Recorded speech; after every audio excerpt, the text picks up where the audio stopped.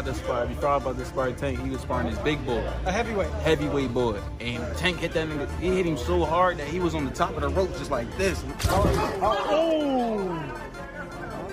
To keep the speed, Gervonta Tank Davis, if he put on the right weight, put the right weight on, and have the lean muscle right, he can look fantastic somewhere in the mid 150s, dare I say, close to 160 against Jake Paul. Unseen footage has sent shockwaves through the boxing world. Gervonta Tank Davis was reportedly captured dropping a heavyweight sparring partner during preparations for his upcoming fight with Jake Paul.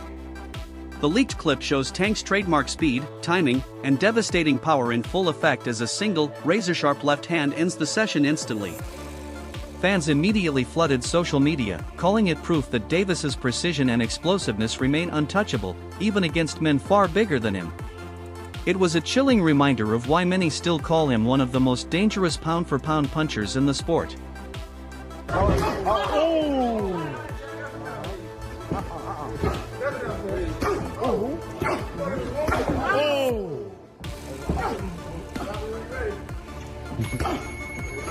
Respected analyst Showbiz the Adult has weighed in on the weight debate, predicting that Gervonta Davis will step into the ring around 154 pounds for the Jake Paul bout. Dismissing claims that Tank will be undersized, Showbiz explained that Davis has previously walked around at that same weight during off-seasons and even trained as high as 160 pounds in past camps. He emphasized that Tank has spent years sparring with larger, heavier fighters, a training approach that honed his timing, reflexes, and ability to counterpunch against power punchers.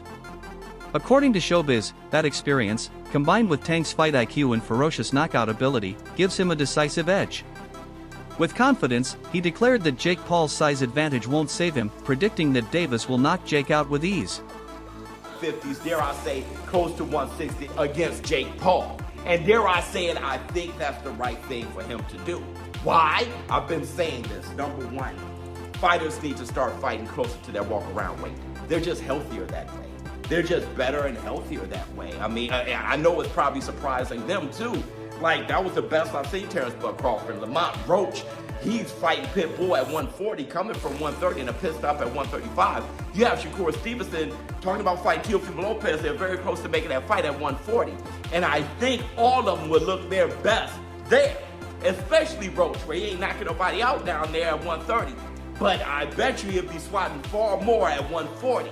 Gervonta Tank Davis, I think, just like the others, fighting closer to your walk-around weight is just going to be one of the better performances for Gervonta Tank Davis. He's going to learn a lot about his body, he's going to learn a lot about himself, and where he should campaign moving forward. Maybe even meeting Roach in that rematch at 140 himself.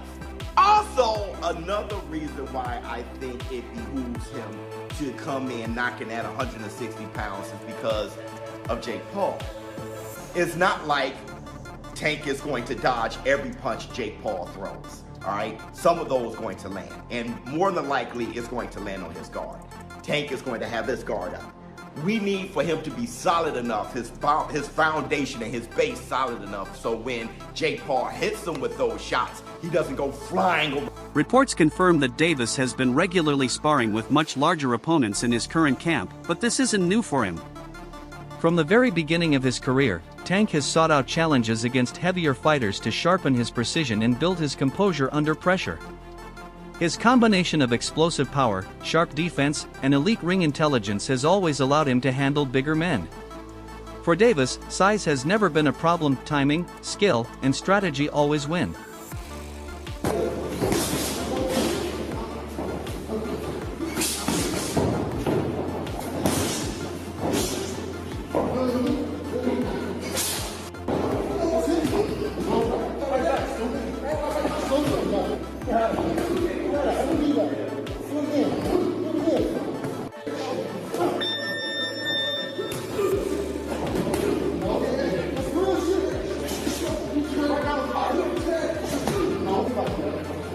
The newest training footage paints a clear picture. Gervonta Davis looks sharper, leaner, and more focused than ever before.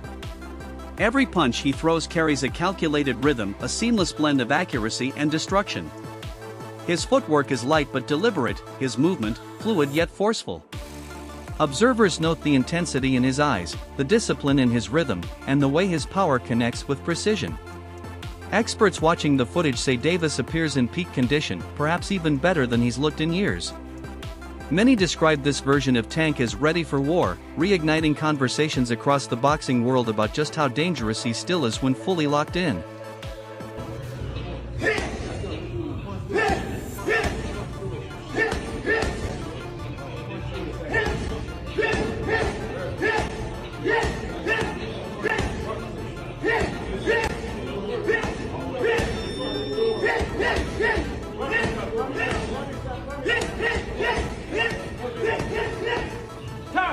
One of the biggest questions leading up to this bout is the weight difference. Critics argue Jake Paul's natural size gives him an edge, while supporters believe Davis's pure skill can erase any physical gap. Some fans worry Tank may be too small, but those who followed his journey know he's been here before. They remind skeptics that boxing isn't decided by weight alone, but by timing, discipline, and intelligence. Davis's defensive sharpness and counterpunching ability make him a puzzle even elite opponents struggle to solve. His team remains confident that Tank's mastery of angles and pressure will neutralize Jake's size. To them, this fight isn't about proving strength, it's about proving superiority through skill. Is happening. WBA lightweight champion Gervonta Davis, who's unbeaten in 31 professional contests, takes on the self-proclaimed problem child, Jake Paul, one of the most influential and marketable global personalities. Paul and Davis square off in Miami after doubts around the fight being sanctioned in Georgia triggered a change in venue. Neither fighter can weigh more than 195 pounds. The weight is perhaps the most surprising factor. Paul has boxed most of his career around 200 pounds, the cruiserweight limit, but did tip the scales at 227 pounds when he faced off against Iron Mike Tyson last year. Davis, much smaller in stature, competes at the 135 pound mark and has also won world honours at super featherweight. And despite some discussions about possibly dropping down to 10 ounces, the pair seem set to wear 12-ounce gloves. And in terms of distance, despite the exhibition tag, the fight will play out over 10 3-minute rounds with 3 scoring judges at ringside, but the result will not be officially recorded on their professional records. Meanwhile, Lamont Roach has made headlines after publicly criticizing Davis, hinting at unresolved personal issues between them. His tone, laced with resentment, hasn't gone unnoticed. Analysts speculate that Roach's frustration stems not from genuine conflict but from envy of Tank's success, attention, and earning power. Once, the two fighters respected each other. Now, Roach's words sound personal, even bitter. Observers believe Roach struggles to watch Davis dominate headlines and collect massive paydays while others fade into the background. As always, Tank hasn't responded. Instead, he's stayed quiet, training harder, speaking less, and letting his fists do the talking. For Davis, distractions are irrelevant, focus is everything. Rip, the question is direct. Reportedly, Tank's gonna make $40 million around there to fight Jake Paul. Would you do the same thing if you were in the situation? And he's like, actually, this is what I explained before. You're beating around the bush. It's really a yes or no. I would do it. I would take the 40 mil, or I wouldn't take the 40 mil. But let's listen to this long, drawn-out explanation. There's about $40 million that he's going to get paid. If you were in his shoes, wouldn't you do the same thing? See, now, this is something that I explain and express, and I hope everybody gets. That opportunity is an opportunity that you probably cannot pass up. But it's about how you handle it. It's about how you go about it. A lot of people don't know they actually exercise his rights to the rematch, so that contractually binds us to a fight.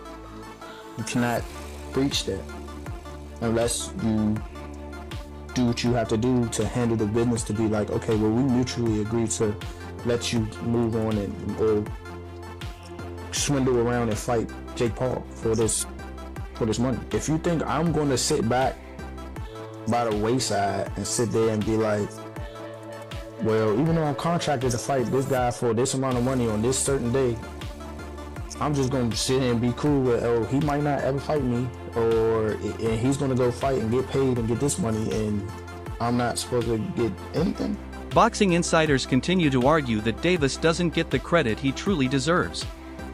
They point out that his opponents often become household names after fighting him, proof of his star power and influence on the sport. Many boxers who were once unknown suddenly find their profiles elevated simply because they shared the ring with Tank.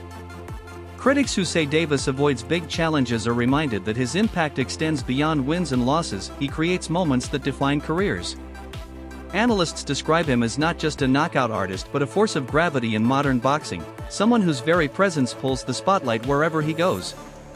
Discussion in the boxing world about Gervonta Davis and Gervonta Davis, his resume, who he's gonna fight, the competitors that he's gonna fight. And every once in a while, something happens that proves that Gervonta Davis is the face of that. If he's not the face of boxing because people just don't want him to be that, man, he is real close to it, because other than Canelo Alvarez, and even consider Canelo Alvarez included, nobody in boxing has divisions circulating around him like Gervonta Davis does. And that was proved during this Lamont Roach versus Pitbull Cruz announcement for their pay-per-view. Just think about this.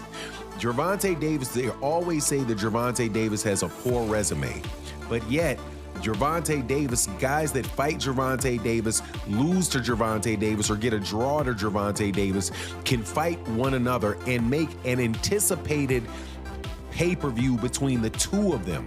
Because that fight with Pitbull Cruz is a very, very popular fighter with Mexican fight fans. Lamont Roach got a lot of name exposure with black fight fans and Mexican fight fans and white fight fans, all with his draw that he got against Gervonta Davis. Now they believe that this is going to be able to be a profitable endeavor for a pay-per-view. Now let me also tell you that Rolly Romero, who was somebody else that Gervonta Davis fought in the past, will be on a pay-per-view that's going to be successful, most likely, when he defends his WBC. World champion Stephen Fulton has also stepped up to defend Davis amid criticism that he's only fighting for money. Fulton explained that every boxer has the right to secure their future after years of putting their health on the line. He reminded fans that Tank has already accomplished greatness, world titles, pay-per-view wins, and highlight reel knockouts, so choosing lucrative fights now isn't greed, it's wisdom. According to Fulton, balancing legacy and financial stability is part of a fighter's evolution. After all, he said, one punch can end a career, but financial security lasts. His support reaffirmed that Davis's decisions come from experience and strategy, not selfishness. Anybody in that position would have taken that fight, especially with the payout. It's like, that's a no-brainer, but I understand. I still feel for Lamont. That's my boy. Like, he still want his rematch. But then when you be realistic about the money situation, you're changing your whole family life. Like, you know what I'm saying? It's people hate on it because they're not in that position. I'm not saying Lamont. I'm speaking like other boxers. Like, oh, he this for that. He's this. It's a side quest. It's a little side quest. Because what happened when Floyd and all these guys went on WWE, but then they get right back to what they doing? You know what I'm saying? So it's just like, it's another little side quest. I'm all for people just getting their money, so get the best, make the most that you can out of this entertainment world. Because, I mean, I don't know. I would have done it as far as the money aspect, because none of us would deny that money. They talk like they would, none of them would deny that money. Analyst Luke Thomas offered a more psychological take. While he praised Davis's power and technique, he noticed a change in Tank's demeanor this time, a calmness bordering on detachment. During interviews, Davis appeared unbothered, almost emotionless, as if this fight didn't challenge him deeply. Thomas speculated that perhaps the hype around Jake Paul interests Tank more than the fight itself. Still, he warned against mistaking composure for complacency. Even a slightly less motivated Gervonta Davis is a nightmare for most fighters. If Tank lands clean just once, Thomas said, the fight could be over, hype or no hype. So in that sense, it's a little bit different. It's not different in the sense of a boxer in his prime or relative prime straying off the path, but this one is not. It's not like someone else, in a similar weight. It's like completely the opposite, and so that makes it, I think, look and feel weird. And then on top of it, obviously, Gervonta's got other business to handle. He looked to me, Gervonta, absolutely, completely disinterested. Even at the beginning of this year, and even at the pre-fight Lamont Roach stuff, Tank was talking about how much time he has left in boxing, which he was sort of isn't much. You know, I mean, the Lamont Roach fight, I mean, it blew up in his face, but Lamont Roach was cherry-picked. You know, I think Tank thought, oh, I'll just fight another guy from, you know, the Mid-Atlantic area who's, you know, remember Roach came up from 30 to 35 to fight him, and Tank thought he was just going to cruise, and then it blew up in his face, and, you know, you're left with that. So, like, you're making a point about, like, oh, he's got this obligation. That's true, but he was already fucking around. He was already taking opponents that, again, I think Roach showed everyone that was a mistake, but put yourself in Tank's mind. Tank was taking a fight against someone he was clearly, in his mind anyway, better than, and was just going to cruise. So he was already in that state. Then you marry that with statements like, you know, I don't know how much longer I'm going to be doing this, and blah, blah, blah. And, you know, I'm worried about going to therapy because it'll take away my competitive edge. And while some see this matchup as nothing more than a money event, others interpret it as a personal statement from Gervonta Davis. To them, Tank isn't chasing fame, he's reclaiming respect for the sport. This fight, they argue, is about proving that real fighters can dominate any stage, whether in a traditional boxing arena or under the bright lights of internet spectacle. A decisive win against Jake Paul would do more than add another highlight, it would reaffirm that authentic skill still triumphs over manufactured fame. Davis knows millions will be watching, die-hard boxing fans and social media followers alike, and he intends to remind them what real boxing looks like. In this particular in the press conference, and you can tell, you can just look at him and tell, like, no, this dude he's gonna get this money for sure, because there's so much money out there to be had. But Jake Paul better be not playing around, man. Not get cute, not play any games, don't hit him in the back of the head, don't rabbit punch him, don't do any of that stuff, man, because Mike Tyson, first of all, Mike Tyson, a lot of people think Mike Tyson was pulling punches on Jake Paul, and a lot of people think that Anderson Silva was pulling punches on him too. You're not going to have a little Gervonta out there pulling punches on you, man, if you're out there playing games. So, you know, I don't like the fight at all. However, as far as it being an entertaining situation, I almost guarantee you that that fight itself is going to be entertaining. That it's going to be something that you look at and you're going to say, man, everybody's going to watch it. Everybody's going to want to know what happens in it. But at the same time, it's kind of like what people think, you know, when you see a car crash, like you're driving down the road and all of a sudden the traffic gets heavy and you're like, man, I'm going to be in traffic for a long time. And then you drive forward a little bit and then you see, oh man, this is some accident on the other side of the road and everybody just slowing down to watch. That's the type of entertainment that you can expect from this fight between Gervonta Davis and Jake Paul. There's going to be a lot of people watching it, but I gotta say, man, you really can't blame the guy on what he's doing.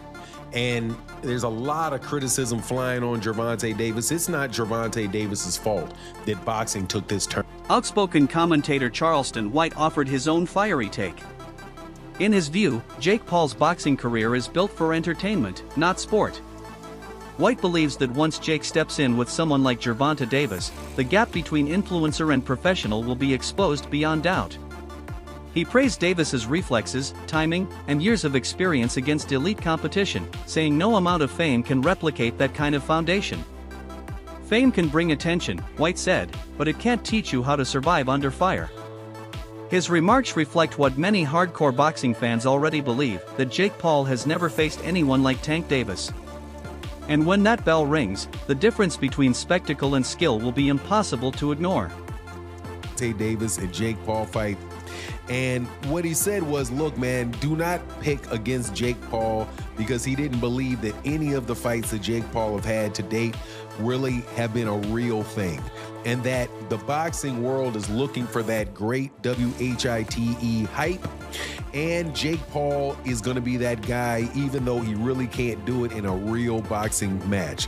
So he was basically reflecting and saying that he, you know, the saying where they say, believe half of what you hear, half of what you half of what you see and none of what you hear, he adjusted it to say, don't believe anything you hear and anything you say, anything that you hear and anything that you see. And honestly, man, when it comes to internet boxing, YouTube boxing, and what people say is going on in the media, without a doubt, I think Charleston White is 100% right about that.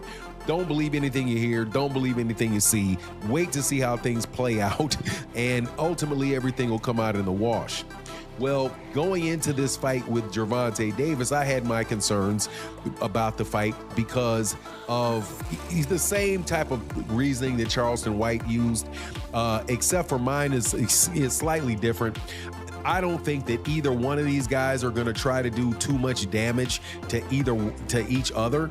Number one, because if it's scripted, which more than likely to an extent it will be, Gervonta Davis is not going to put himself in a situation where Jake Paul is going to actually be able to hurt him. That wraps up today's coverage. The hype continues to grow, and opinions remain divided.